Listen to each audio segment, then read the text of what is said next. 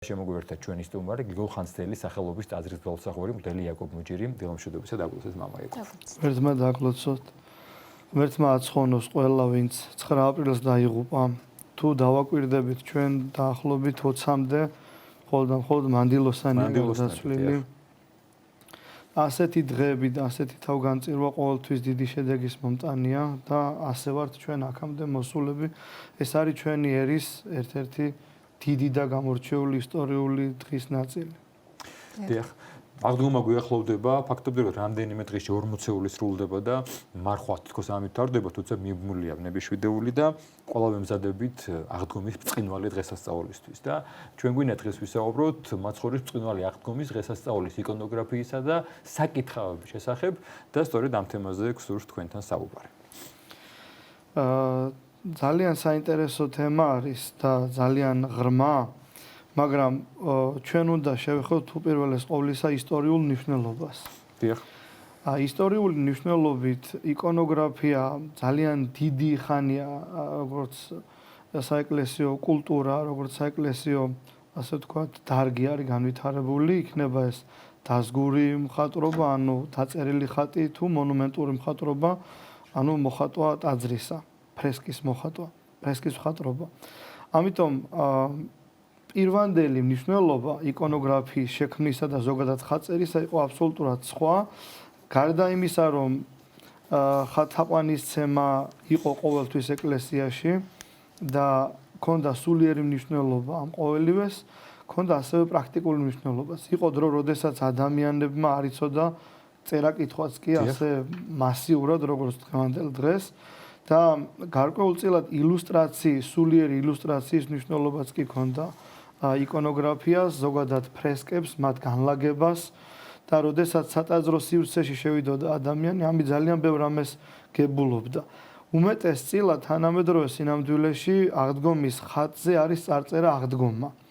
მაგრამ აი ის ეპოქა, ის დრო, რომელიც უკავშირდება შემეცნებითობასაც, იკონოგრაფიულ ფუნქციას თუ დაუბრუნდებით, იყო სხვანაირი დასათაურებით. მაგალითად, ჩვენ ვიცით აღდგომის ხატის ფრესკის დასათაურება აქა ჯოჯოხეთი წარმოიტყვევნა.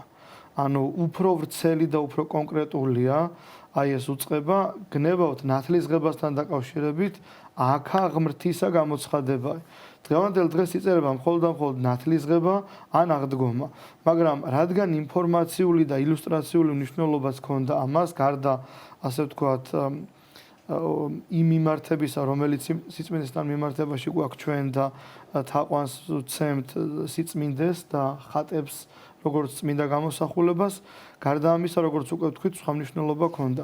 კონკრეტულად აღდგომას რაც შეეხება აღდგომის იკონოგრაფიას, რა თქმა უნდა, ეკლესიის თავი არის ქრისტე და ყოველთვის ეკლესია იყო ქრისტოცენტრული, მაგრამ შეუძლებელია აღდგომის შესახებ უწყება ქრისტეს გარეშე და მოციქულებიც ყოველთვის ამას გვაუწყებენ ჩვენ, რომ თუ აღდგომა არ მომხდარა და არ აღსრულებულა, ყოველივეს აზრი ეკარგება, ჭამოთ, სვად და ვიხარებდეთ, როგორც მოციქული ამბობს და როგორც სხვა ადგილზე ვკითხულობთ, პირმშო ექმნა შესვენებულთა, დასაბამ ცხოვრებისა იქმნა ქრისტე. ეს სიტყვები ნიშნავს იმას, რომ ხსნელის გარეშე, ანუ ქრისტეს გამომხსნელობითი ღვაწლის აღსრულების გარეშე წარმოუდგენელი იქნებოდა აღდგომა. სწორედ აი ეს იკონოგრაფიული მნიშვნელობა არის გამოსახული, რომ ასე ვთქვათ, ხატის ცენტრში, ცენტრალურ კომპოზიციურ განაწილებაში შეიძლება ითქვას არის ქრისტე. შეიძლება აქ პროპორციაც კი იყოს დარღვეული, ანუ ყველაზე დიდი ზომით გამოისახოს ქრისტე და მის მარჯვენით და მარცხენით ისახება ადამი და ისახება ევა. ძალიან მნიშვნელოვანი ამ იკონოგრაფიასთან ერთად მეორე საეკლესიო კულტურის განხილვა, რომელიც ძალიან განვითარებული იყო ბიზანტიაში. ბიზანტია ზოგადად განვითარებული მხარე იყო, მოგეხსენება ძალიან ბევრი ნიშნით, საეკლესიო სამართლით, საეკლესიო პოეზიით, ზოგადად პოეზიით, იამბიკოების, ასე ვთქვათ, შექმნით, სასულიერო ჰიმნოგრაფიისა და ჰიმნების შექმნით და აი ეს განვითარება და ასე ვთქვათ მოწინავეობა საეკლესიო ტექსტებშიც წარმოჩინებულია და რა იგულისხმება ამაში. ესეთი ტექსტი არის, რომ შეიფქუნეს მოქლონი ჯოჯოხეთისანი. აღდგომის შედეგად. ეხლა აქ რა იგულისხმება? ალაყაფის კარი, ანუ მთავარი კარიბჭე ყოველთვის იყო ყველაზე ცენტრალური და მნიშვნელოვანი განჯის კარის წამოღებაც ისტორიულად ჩვენი წინაპრების მხრიდან ამას ემსახურებოდა, რომ და ეს იყო წარმოტყვევნა, ანუ მთლიანად წარმოცალიერება იმ მათი ძლიერებისა, მათი ყოველი, ასე ვთქვათ, სამხედრო თუ პოლიტიკური მნიშვნელობის ობიექტის განადგურება და ამის საჯაროობა, ანუ განჯის კარის წამოღება და ალაყაფის კარის ამგვარი ხელყოფა ნიშნავდა იმას, რომ ეს იყო ტრიუმფალური გამარჯვება. ასეთივე ტრიუმფალური გამარჯვების სიმბოლური მხარე არის ჯოჯოხეთის ბჭის, ანუ კარის შემოსვრა და მათ შორის მოქლონი ჯოჯოხეთისანი შეიმოსრნეს, როგორც უკვე ვთქვით. ესე იგი, ეს არის ნუ დამზრახავთ ამ თანამედროვე სიტყვის გამო, ეს არის ფაქტიურად პოეზიაში გამოყენებული სპეცეფექტი. დიახ. და ბოქლომის შემოსვრა, სწორედ შეიძლება და სხვა პოეტური სიტყვებით გამოთქმულიყო. აი ამ ძლევამოსილების და არა მარტო ძლევამოსილების, არამედ მყისიერი აქტის აღსრულება, იმიტომ რომ ეს არ არის რაღაც დროში გაწელილი ბრძოლა, რომელიც რაღაც ეტაპზე დადგა და გაიმარჯვა ქრისტემ. ეს არის მყისიერი, სწორედ ქრისტეს ჯოჯოხეთში შთასვლა და მისი, ასე ვთქვათ, მოსასხამის დინამიურობა, ანუ დრაპირების დინამიკა მხატვრების ენაზე რო ვთქვათ, მეტყველებს იმაზე, რომ ეს იყო ყისიერი, ეს იყო სწრაფი და მოულოდნელი, შეიძლება ითქვას. სხვათა შორის, აი ეს ბჭის შემოსვრა ნიშნავს, რომ ყოველგვარი ძალმოსილება ჯოჯოხეთისა არის დამხობილი და ბევრ გამოსახულებაზე, იკონოგრაფიულ გამოსახულებაზე, სწორედ აი ამ ორ კარზე დგას ქრისტე. აი ეს ორი კარი არის ის ჯოჯოხეთის ალაყაფის კარი, შეიძლება ითქვას, რომელიც აი ამ აღდგომის შედეგად შეიმუსრა, მასზე დგომა და მისი დამტვრევა ნიშნავს, რომ აღარ ფუნქციონირებს, ასე ვთქვათ, აი ეს კარები და ყველა გათავისუფლებულია და მოციქული ამბობს სულთა საპყრობილეში ხადაგა ქრისტე. და სულთა საპყრობილი არის ასევე სიმბოლური მხარე ჯოჯოხეთისა, იმ წყდიადისა, რომელიც სუფევდა ჯოჯოხეთში და რომელშიც ყველა მართალი იმყოფებოდა ქრისტეს განკაცებამდე და უფრო მეტიც ქრისტეს, ასე ვთქვათ, გამოხსნელობითი ღვაწლის აღსრულებამდე. ამიტომ ქრისტიანული დღესასწაულთა დღესასწაული არის აღდგომა და ყველაზე დიდი მნიშვნელობა სწორედ ამას აქვს.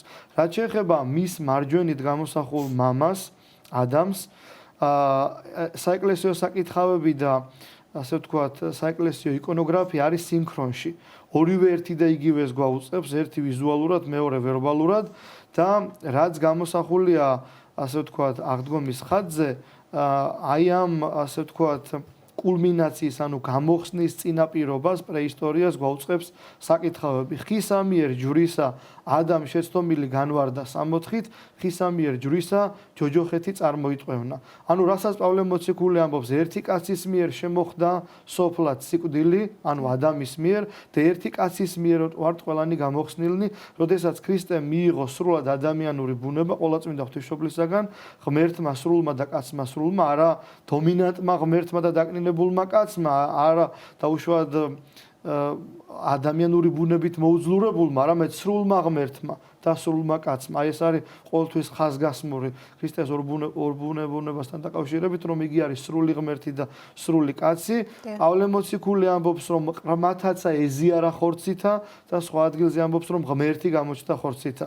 აი ამ საიდუმლოების, ანუ შობის დაგვირგვინება, იქამდე კი რაც ვიდღესასწაულეთ ხარება იყო დასაბამი ამ სიხარულის პროტოევანგელური უწყების აღსრულებისა, რომ რაც ნაუწყები იყო ის მოხდებოდა, კერძოდ ის, რომ მესაია წინასწარმეტყველებდა, როგორც იოანე ოქროპირი ამბობს, ხმამაღალი ქადაგი, წინასწარმეტყველი ესაია ამბობდა, რომ იშვებოდა ძე და რომ მისი სახელი იქნებოდა ემანუელი, ანუ ჩვენთან არის ღმერთი. სხვათა შორის, აი ეს მოლოდინი, რომ ისრაელიანებთან და კაცობრიობასთან უნდა ყოფილიყო ღმერთი და ეს რომ მაიმედებელი იყო და არა მარტო სულიერი სიძლიერის, არამედ ფიზიკური ძალმოსილების მომნიჭებელი იყო, თან სდევს ძველი აღთქმის ყველა მოქალაქეს. ამიტომ ფსალმუნთა წიგნში არის ესეთი სიტყვები, რომელიც საბრძოლო შინაარსის მქონეა ფაქტიურად თუ ჩვენ დავაკვირდებით, როდესაც ისრაელიერი გადაწყვეტს რომელიმე წარმართ ტომზე თუ ერზე გაილაშქროს, მისი ქვაკუთხედი და იმედი აი ამ ბრძოლაში გამარჯვებისა არის ის, რასაც ფსალმუნში აჟღერებს დავით მეფსალმუნე პოეტურად. ჩვენთან არის ღმერთი, სცან წარმართა და იძლიენით რამე თუ ჩვენთან არის ღმერთი. ანუ ყველა წინააღმდგომი, პოლითეისტური, ასე ვთქვათ, სინამდვილის აღმღიარებელი, მრავალღმერთიანობის მიმდევარი წარმართიერი ძლეული იქნება ერთი მარტივი მიზეზის გამო, როგორც ისრაელიანები ამბობენ, რადგან ჩვენთან არის ღმერთი, ჩვენთან არის ღმერთი თარგმანებით ნიშნავს ემანუელს. ამიტომ ესაი ამას ამბობდა, რომ ჩვენთან იქნება ღმერთი, ყოვლადწმინდა ღვთისმშობლისაგან განკაცდება იგი და არა მარტო ხორციელი ძალმოსილების გარანტი იქნება იგი და მტრის დამარცხების, არამედ სულიერი ძალმოსილების წინაპირობა იქნება უპირველეს ყოვლისა, ანუ ჯოჯოხეთის და ეშმაკის მეუფების დასასრული იგულისხმებოდა ამაში. მამა იაკობ, საინტერესო არის ვთქვათ, აი საუკუნეების განმავლობაში აღდგომის ხაწერასთან მიმართებაში იყო თუ არა ვთქვათ რაიმე ცვლილებები, როგორც სტილისტურად, ასევე თეოლოგიური კუთხით. რადგან იკონოგრაფია არის ერთგვარი ქადაგება და ქადაგება შეიძლება იყოს სხვადასხვა გვარი, ჩვენ ხედავთ გვეძლევა საშუალება, რომ სხვადასხვა იკონოგრაფიული, ასე ვთქვათ, სხვადასხვა საუკუნეში შესრულებული იკონოგრაფიული ნიმუშები ვნახოთ, იქნება ეს მინიატურა, იქნება ეს კედლის მხატვრობა, თუ დაზგური მხატვრობა, ანუ ხაწერა.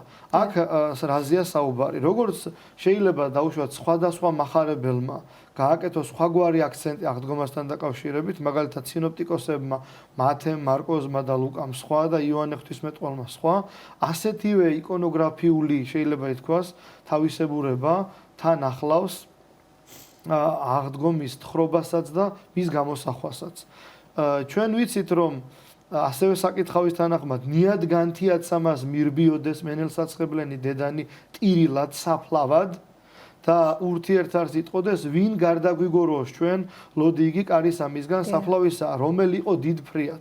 აი ამის შესახებაც არის იკონოგრაფიული გამოსახულება და ჩვენ მონიტორზე მოგვეცა საშუალება, რომ ეს გვენახა და მეხსეულად ანგელოზმა ნახარა. ანუ აი ეს მყისიერება არის ძალიან მნიშვნელოვანი, იმიტომ რომ ადამიანი ღვთისგან განსხვავებით არის დროით კატეგორიაში შემოსაზღვრული და აი ეს დროითი კატეგორია ჩვენთვის მოწყვლადია ზოგჯერ, ანუ ჩვენ არ შეგვიძლია დაყოვნება, არ შეგვიძლია პასუხის, ასე ვთქვათ, გარკვეული პერიოდის შემდეგ მიღება, ჩვენ გვსურს სწრაფად მიღება აი ამ უწყებისა და ამ ინფორმაციისა. მით უმეტეს, როდესაც დადრგუნული ადამიანი, მით უმეტეს, როდესაც მან არ იცის, სად არის მისი მოძღვარი, არ იცის როგორ გადააგორებს ლოდს, შეხვდება თუ არა რომაელი ჯარისკაცები, მიეცემა თუ არა მისთამი, ანუ მისი სხეულისადმი პატივის მიგების საშუალება და ის ნელსაცხებელი, რომელიც მან მიიტანა და რომელიც მას თანა აქუნდა, ანუ მიქონდა საფლავისაკენ ფუნქციურად, ასე ვთქვათ, ბოლომდე იქნება თუ არა ისე გამოყენებული, როგორც მან ჩაიფიქრა, ანუ სხებს თუ არა ზეც. და ამიტომაც მანუგეშებელი სიტყვა ანგელოზისა მყისიერია. მეხსეულად ანგელოზმა ნახარა, არა არ ჟამი ესე გოდებისა, აც უკვე ნუსტირ სანატრელ. აი ეს არის ყველაზე მნიშვნელოვანი. ესე იგი ანგელოზ და წარვედ და უთხართ მოწაფეთა ჩემთა და პეტრეს ქრისტე მერე სხვა ადგილზე ამბობს. და ძალიან მნიშვნელოვანია ის, რომ აი ეს უწყება ანგელოზის მახარებლური უწყება უკავშირდება მენელსაცხებლე დედებს. აი ეს განსაკუთრებული მხურვალება, გულმხურვალება ყოველთვის დაკავშირებული არის მანდილოსნებთან. ამიტომ ვახსენეთ ჩვენ დასაწყისში, რომ 9 აპრილს დაღუპული 22 ადამიანი და 20-მდე ქალბატონია. აი ეს გულმხურვალება ყოველთვის თავს იჩენდა ქალების მხრიდან. ნებისმიერ ასპექტში იქნებოდა ეს ეროვნული мотиваცია თუ რელიგიური. და ისინი არ ფიქრობენ იმაზე, როგორ მოხდება ამ ყოველივეს პრაქტიკული უზრუნველყოფა. თავარია რომ ქრისტეს საფლავისაკენ გაიქცნენ. მამაკაცები უფრო მეტად, ასე ვთქვათ, რაციოთი, ანუ გონებით მოქმედებენ და ფიქრობენ იმაზე, რომ არ შეურაცხყოს რომელმა ჯარისკაცმა მათი გადაადგილების დროს, არ იქნა შელახული მათი ღირსება და ასევე იმაზე, რომ როგორც ადამიანმა აღასრულოს ის, რაც ქრისტეს მიერ ეუწყა და ეანდერძა მას. ნახეთ, როდესაც საუბარია იმაზე, რომ აბრაამი და სარა მიდის ეგვიპტეში თუ ქედორ ლაღომერთან და ამბობს აბრაამი სარასთან მიმართებაში სიტყვებს თქვი რომ დახარ ჩემი, რომ არ ნახონ უცხო ქვეყნის კაცებმა შენი სილამაზე და არ მომკლან მე. აქ რა თქმა უნდა ადამიანური შიშიც იგულისხმება, მაგრამ უფრო ღრმა აზრია ეგზეგეტიკაში, რომელიც შეიძლება მოციქულებთანაც დავაკავშიროთ ჩვენ და აბრაამი შიშობს იმას, რომ თუ კი ის იქნება მოკვდინებული და მისი წინ დაუხედაობის და სიბრძნის ნაკლებობის გამო იქნება ხელყოფილი მისი სიცოცხლე, ვერ აღსრულდება უფლის სიტყვები ნათესავისაგან შენისა იკურთხეოდიან ყოველნი ტომნი ქვეყანისანი. ასევე თუ მოციქულები არ გამოიჩენენ სიფრთხილეს და სიბრძნეს, ვერ აღსრულდება უფლის მიერ დაუწყების სიტყვები მათი მხრიდან, თორე რა თქმა უნდა სხვა მოციქული, სხვა მოწაფე გამოჩნდებოდა და ამას აღასრულებდა, მაგრამ უშუალოდ ის ნაანდერძები, რომელიც ქრისტესაგან მოისმინეთ წარვედით და მოიმოწაფენით ყოველნი წარმართნით და ნათელსემდით მათ სახელითა მამისათა, დაზისათა და სულისა წმინდისათა, ეს ვერ აღსრულდებოდა. ამიტომ ერთ-ერთი განმარტების თანახმად ამაზეც შიშობენ ისინი. და ჩვენ არ უნდა ვიფიქროთ ის, რომ მოციქულებრივ მოღვაწეობას, ასე ვთქვათ, ეწეოდნენ მხოლოდ და მხოლოდ მამაკაცები, მხოლოდ და მხოლოდ მოციქულები და არა ქალბატონები და დამოწაფებულები, ასე ვთქვათ, დედანი. მენელსაცხებლე დედებთან დაკავშირებით სახარებაში ნახსენებია, რომ ისინი არიან დედანი, რომელნი მსახურებდნენ ქრისტეს ნაყოფთაგან მათთან. მაგრამ ეს იყო ქრისტეს ამქვეყნიური მოღვაწეობის დროს. ქრისტეს ამაღლების შემდეგ ჩვენთვის ცნობილია მაგალითად საქმე მოციქულთაგან, რომ ფილიპე მოციქულის ასულებიც 4 ასული მასთან ერთად ქადაგებდა. ესე იგი ისინი სამოციქულო ასპარეზზეც თანაბარნი იყვნენ და აუწყებდნენ რომ ხელნი მათნი მსახურებდეს ქრისტეს და რომ ჩვენ თვით ვიღილეთ როგორც მოციქულები ამბობენ ქრისტესთან დაკავშირებით. ესე იგი არანაირი შეზღუდვა სამოციქულო ასპარეზზე რა თქმა უნდა სქესის გამო აი ამ ნიშნით არ ყოფილა. ყველა საკითხავი თავისთავად ძალიან მნიშვნელოვანია, მამა იაკობ, თუმცა თითოეულ მათგანში არის რაღაც განსაკუთრებული ადგილები, ყურადსაღები, ხო? რომელს გამოყოფდით თქვათ იგივე ლიტურგიულ აღნიშვნაში, აი ამ საკითხავებში. აღდგომას უკავშირდება. რაც აღდგომას უკავშირდება. ყველაზე მთავარი ყოველთვის ლიტურგიკული, ასე ვთქვათ, ასპექტის გათვალისწინების დროს არის სახარება. და როდესაც ჯერ სამოციქულო იკითხება, ლიტურგიკული, ასე ვთქვათ, ტიბიკონის განმარტებლები ესეთ რამეს გაუწყებენ, რომ ჩვენი დროის აღქმიდან გამომდინარე, ჩვენზე მორგებულია აი ეს ლიტურგიკული წყობა და რა იგულისხმება ამ ქრონოლოგიის სიმბოლურ მხარეში. ის რომ ჯერ ჩვენ მოვისმინეთ მოციქულთა ქადაგება, ანუ სამოციქულო, ამის შემდეგ მივიღეთ ქრისტე, ანუ ნათელ ვიღეთ და სწორედ აი ამ ნათელღების და გააზრებული დამოწაფების შემდეგ ვისმენთ ღვთის სიტყვას, ანუ სახარებას. ამიტომ ყველაზე მნიშვნელოვანი და ყველაზე ასე ვთქვათ, გამორჩეული ნაწილი პედაგოგიური მოსაზრებით და ასე ვთქვათ, ყურადღების თვალსაჩინით მნიშვნელოვანია ის, რომ ყურადღება გამახვილდეს სამოციქულოზე და სახარებაზე და რა თქმა უნდა ამის შემდეგ უკვე გარდასახვაზე, ანუ როდესაც უშუალოდ აღესრულება საიდუმლო სერობა, საიდუმლო სერობის ის ყველაზე მნიშვნელოვანი ნაწილი, რომელთან დაკავშირებით ქრისტე ამბობს, ამას ყოფდეთ მოსახსენებელად ჩემდა, რომელი ჭამდეს ხორცსა ჩემსა და სუმიდეს სილსა ჩემსა, იგი ჩემთანა გიეს და მე მისთანა. აი ეს არის ყველაზე მთავარი და ყველაზე მნიშვნელოვანი წირვის დროს. რა თქმა უნდა, ყველაფერი მნიშვნელოვანია, მაგრამ ყველაზე გამორჩეულად უნდა მივაქციოთ სამოციქულოს, სახარებას, თუ საწინასწარმეტყველო იკითხება საწინასწარმეტყველოს და რა თქმა უნდა გარდასახვის კურთხევის. ძალიან დიდი მადლობა მამა იაკობ მობრძანებისთვის და როგორც ყოველთვის საინტერესო საუბრისთვის და განმარტებისთვის. შეგახსენებთ სტუდიის სტუმარი გახდათ წმინდა გრიგოლ ხანძთელის სახელობის ტაძრის მღვდელმსახური მღვდელი იაკობ მუჭილი.